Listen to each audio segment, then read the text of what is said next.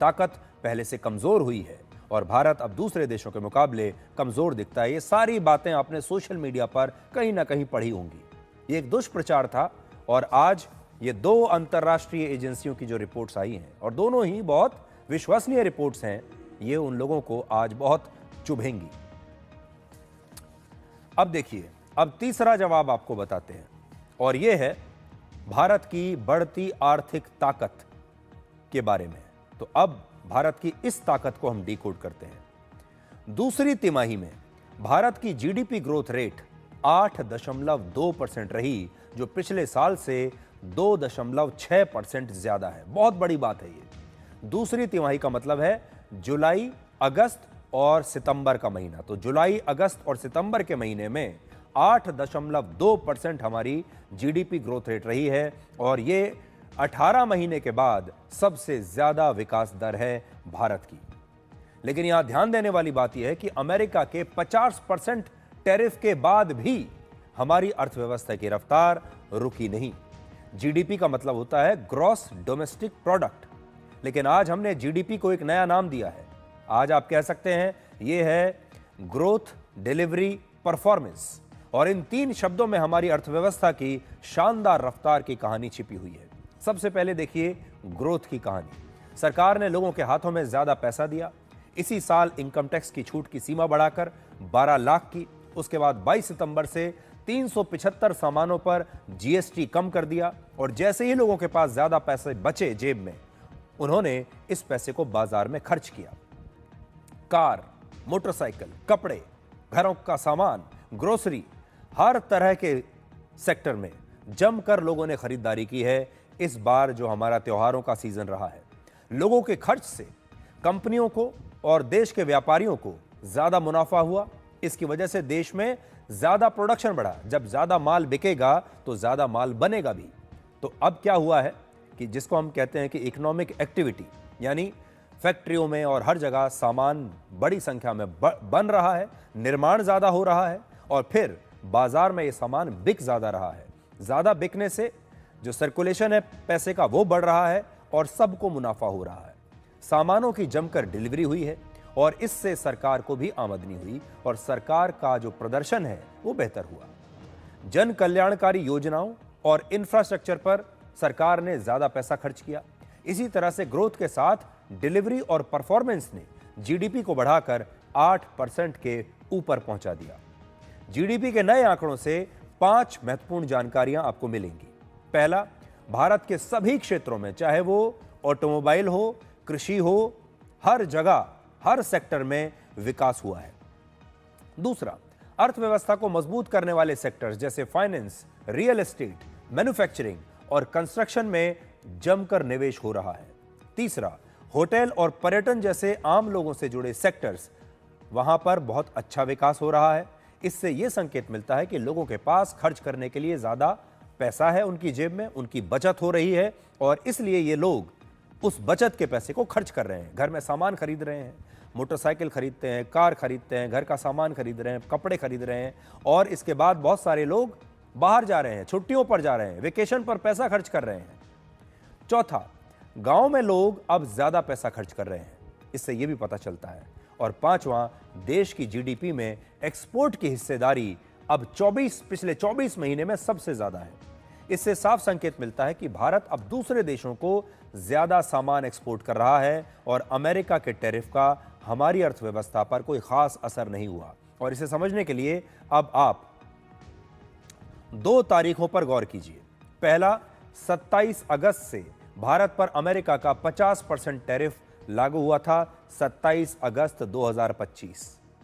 दूसरा, 22 सितंबर 2025, जब हमारे देश में जीएसटी रिफॉर्म लागू हुआ। यानी जीएसटी जीडीपी के इस आंकड़े में ट्रंप के टैरिफ का असर तो शामिल है ही, लेकिन इसमें जीएसटी रिफॉर्म का जो पूरा फायदा है वो अभी शामिल नहीं है, क्योंकि यह आंकड़ा 30 सितंबर तक का ही है जो अभी हम आपको बता रहे हैं। यानी जब अक्टूबर, नवंबर और दिसंबर के जीडीपी ग्रोथ रेट के आंकड़े आएंगे तो हो सकता है वो इससे भी ज्यादा अच्छे आंकड़े आएंगे, क्योंकि जो मैंने अभी आपको 2 तिथियां बताई हैं, जो 2 अभी हमने आपको बताया, देखिए ये 27 अगस्त जो है जब 50% टैरिफ लागू हुआ, इसको तो हमने पूरा इसमें कैलकुलेट कर लिया है, लेकिन असल में ये जो 22 सितंबर से हमारा जीएसटी रिफॉर्म लागू हुआ, जिससे बाजार में बहुत सारा सामान सस्ता हो गया था, क्योंकि ये रिपोर्ट सितंबर तक की ही है। अब जब इसका असली असर आया जीएसटी का, ये तो 22 सितंबर के बाद आया है। तो इसके बाद सितंबर से ये आया अक्टूबर में, नवंबर में और फिर दिसंबर में ये आएगा। तो जब अगली तिमाही का आंकड़ा आपके सामने आएगा तो वो इससे भी ज़्यादा बेहतर हो सकता है। अभी तो 8.2 है, हो सकता है इसके बाद 8.5% को भी पार कर जाए। और इस शानदार ग्रोथ की जो सबसे बड़ी वजह है वो है 146 करोड़ लोगों का ज़्यादा से ज़्यादा पैसा खर्च करना। आज प्रधानमंत्री मोदी ने भी जीडीपी के इन शानदार आंकड़ों के बारे में सोशल मीडिया पर लिखा है। उन्होंने जीडीपी विकास दर को बेहद उत्साहजनक बताया और लिखा कि यह देश के लोगों की कड़ी मेहनत को दिखाता है। जब जीएसटी की दरें घटाई गई थीं तो प्रधानमंत्री मोदी ने कहा भी था कि अब दूसरे देशों पर हमारी निर्भरता कम हो जाएगी। आज जाने अनजाने हमारी रोजमर्रा की जिंदगी में बहुत सी विदेशी चीजें जुड़ गई है, हमें पता तक नहीं है। हमारे जेब में कंघी विदेशी है कि देसी, हमें पता ही नहीं है। हमें इनसे भी मुक्ति पानी होगी। हमें हर घर को स्वदेशी का प्रतीक बनाना है। हर दुकान को स्वदेशी से सजाना है। गर्व से कहो ये स्वदेशी है। गर्व से कहो मैं स्वदेशी खरीदता हूं। मैं स्वदेशी सामान की बिक्री भी करता हूं। ये हर भारतीय का मिजाज बनना चाहिए। जब ये होगा तो भारत तेजी से विकसित होगा। अब जीडीपी के आंकड़े तो आज आए हैं, लेकिन ऐसा लगता है कि शेयर बाजार को पहले ही इन आंकड़ों के बारे में पता चल गया था कि भारत की अर्थव्यवस्था तेज रफ्तार से बढ़ रही है। और शेयर बाजार को वैसे भी अर्थव्यवस्था की धड़कन कहा जाता है और इसीलिए गुरुवार यानी 27 नवंबर को ही शेयर बाजार रिकॉर्ड ऊंचाई पर पहुंच गया था। निफ्टी और सेंसेक्स ने करीब 14 महीने के बाद एक नया इतिहास बनाया। 27 नवंबर को निफ्टी अपने ऑल टाइम हाई पर पहुंच गया जो है 26,310 और इसी दिन सेंसेक्स ने भी ऑल टाइम हाई का नया रिकॉर्ड बनाया और सेंसेक्स 86,055 अंक तक पहुंच गया। भारतीय शेयर बाजार में इस रिकॉर्ड तेजी की 3 सबसे बड़ी वजहें हैं, इसलिए आप में से जो लोग शेयर बाजार में इन्वेस्ट करते हैं, जिन्हें शेयर बाजार में दिलचस्पी है, वो ध्यान से सुन सकते हैं।